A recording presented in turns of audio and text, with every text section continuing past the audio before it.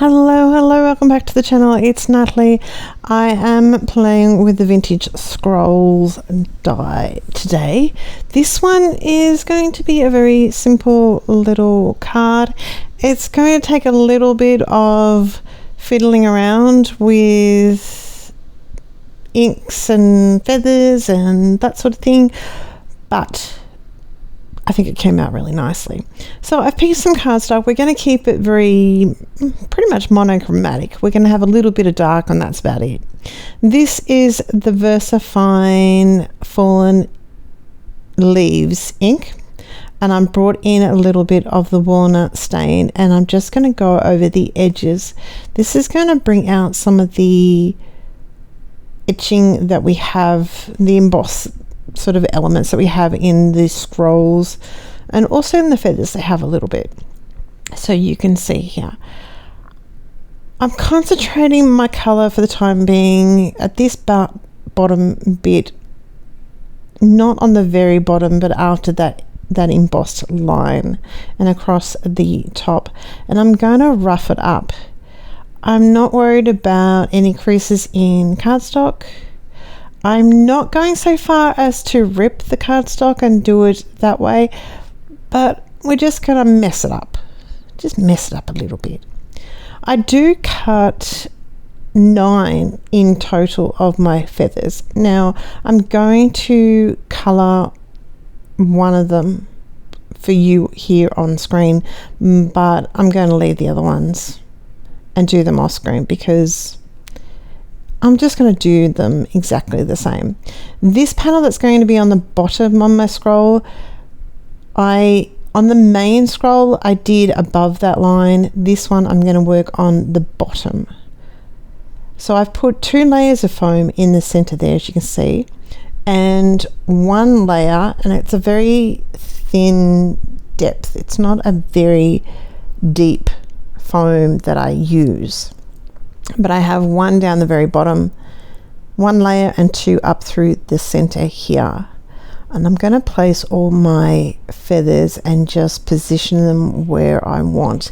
So I want them to sort of be not uniform, because they are uniform in the sense that they're all die cut the same. There's not some going to the left and some going to the right.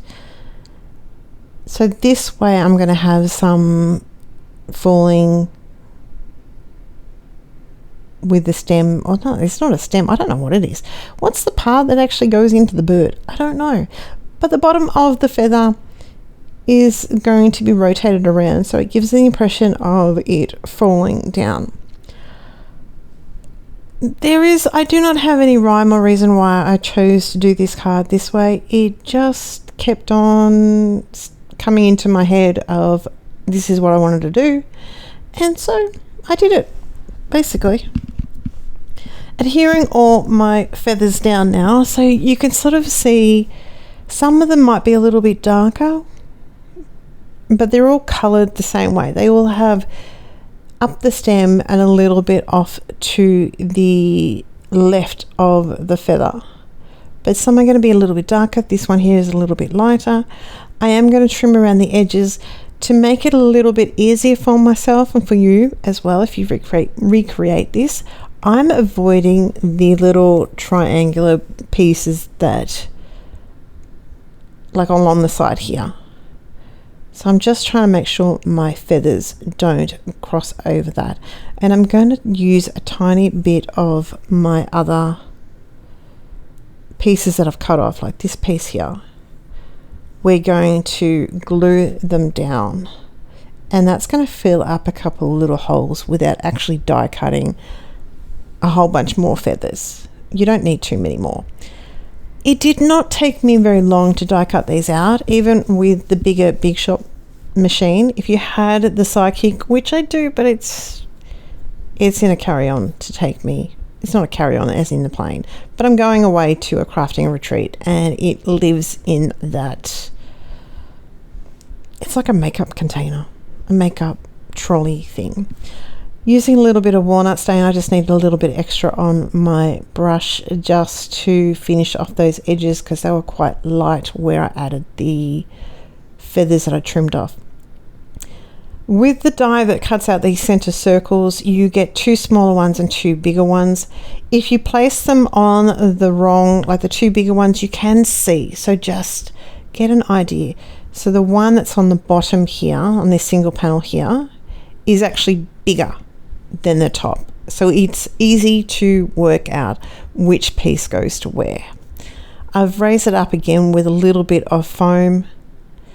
Added in a little bit of glue just so I have a little bit more wiggle room, wiggle time, and you're going to see that he's going to lay a little bit wonky. So this is our ink well in the die set.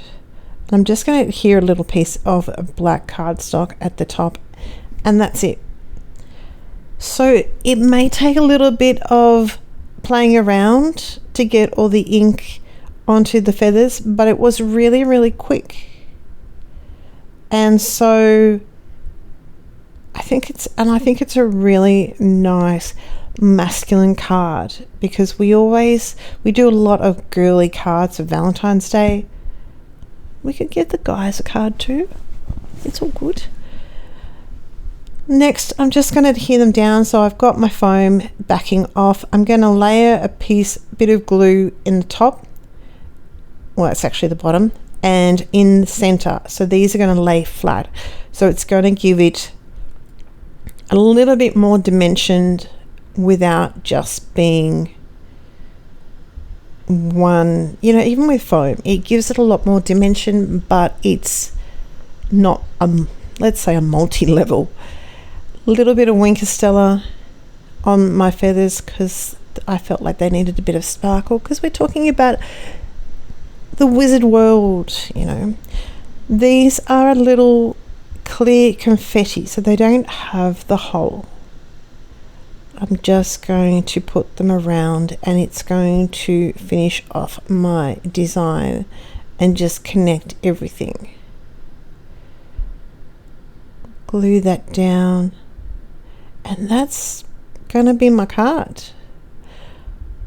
I will leave a link over to the vintage scroll in the description box below, and I hope you like the card that I've given you today,